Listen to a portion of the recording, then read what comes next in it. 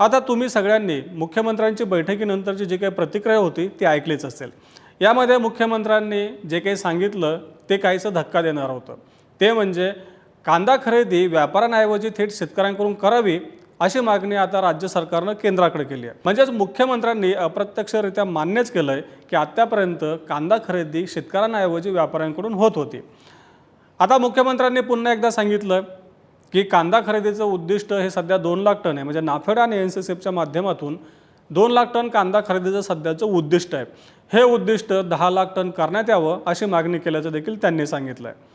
म्हणजेच काय, एकतर नाफेडच्या खरेदीचं उद्दिष्ट वाढवावं आणि ही खरेदी थेट शेतकऱ्यांकडून बाजारामध्ये करण्यात यावी अशी मागणी केल्याचं त्यांनी सांगितलं आहे। पहिली गोष्ट म्हणजे नाफेडची खरेदी करावी किंवा उद्दिष्ट वाढवावं अशी मागणी शेतकऱ्यांनी केलीच नव्हती।